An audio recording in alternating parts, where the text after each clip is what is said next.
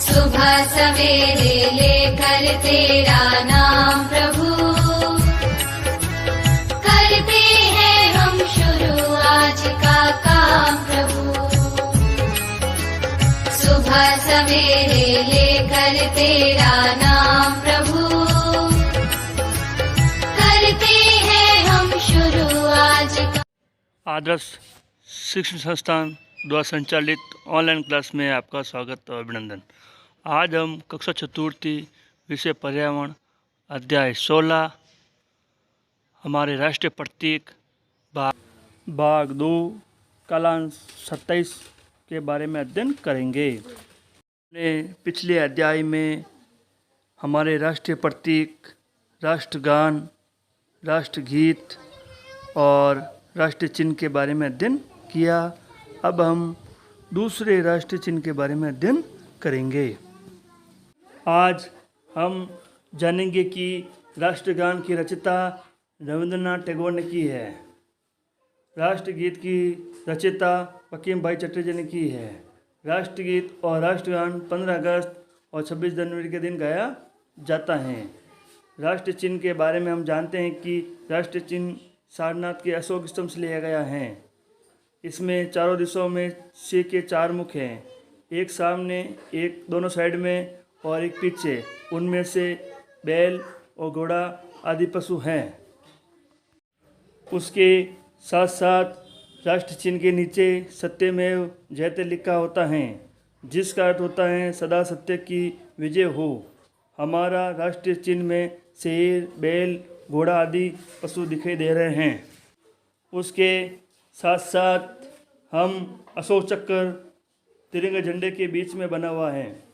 हमने अशोक स्तंभ, भारतीय मुद्रा, सरकारी पत्र और संसद भवन में अशोक स्तंभ का जो चिन्ह होता है हमने देखा है। हमारा जो राष्ट्रीय प्रतीक है उसका हमें आदर करना चाहिए और साथ साथ में उसका सम्मान भी करना चाहिए।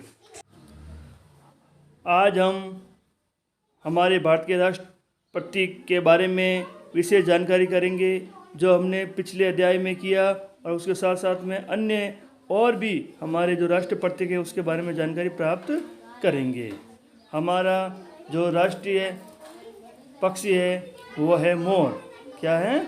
मोर। इस चित्र में दिखे गए हैं। और हमारा राष्ट्रीय पशु है बाघ। इसी प्रकार हमारा राष्ट्रीय फल आम है।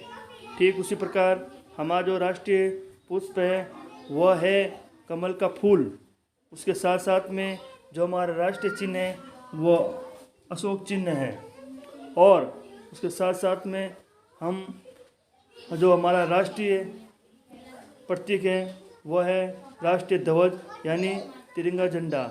इसी प्रकार अनेक ऐसे हमारे प्रतीक हैं जो हम उसका आदर और सम्मान करते हैं। और साथ साथ में हम देशवासियों से भी अपील करते हैं कि हमेशा इसका आदर और सम्मान करना चाहिए। इस चित्र में एक चिन्ह दिया हुआ है जो तिरंगे झंडे में जो पहिया है उसके अंदर 24 लाइनें बनी हुई हैं आडी, और यह हमें हमेशा निरंतर आगे बढ़ने की प्रेरणा देती है। जिस प्रकार हम हमारे एक दिन में 24 घंटे होते हैं, ठीक उसी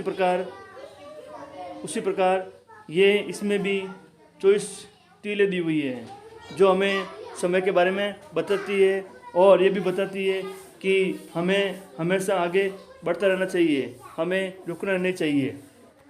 अब हम राष्ट्रगान तथा राष्ट्रगीत के बारे में अंतर जानेंगे। हमारे देश का राष्ट्रगान जन गण अधिनायक जय है, भारत भाग्य विधाता है, जबकि हमारा राष्ट्रगीत वंदे मातरम है।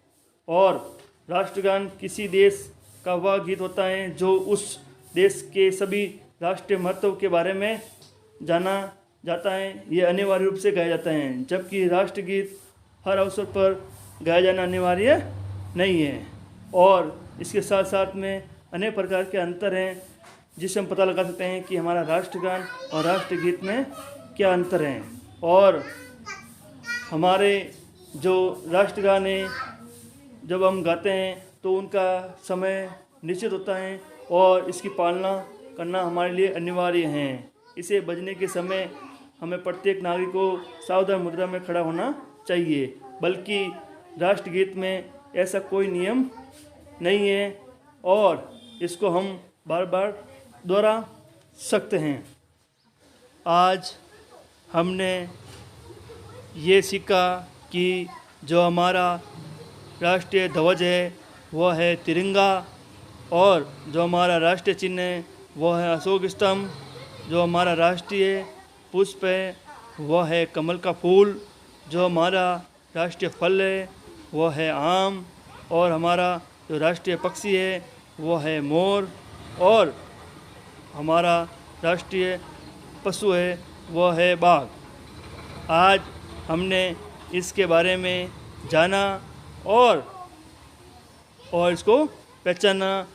ये हमारे राष्ट्र की धरोहर है, इसका हमें सम्मान और आदर करना चाहिए, क्योंकि हर देश का गौरव इसके ऊपर ही निर्भर करता है। यदि हम राष्ट्रीय प्रतीक का मान और सम्मान करेंगे तो दूसरे देश भी हमारा सम्मान करेंगे, क्योंकि इन्हीं की ही पहचान होती है। यदि हम जैसा हमारे राष्ट्रीय प्रतीक का आदर करते हैं ठीक उसी प्रकार हमारे देश का भी आदर करेंगे। धन्यवाद।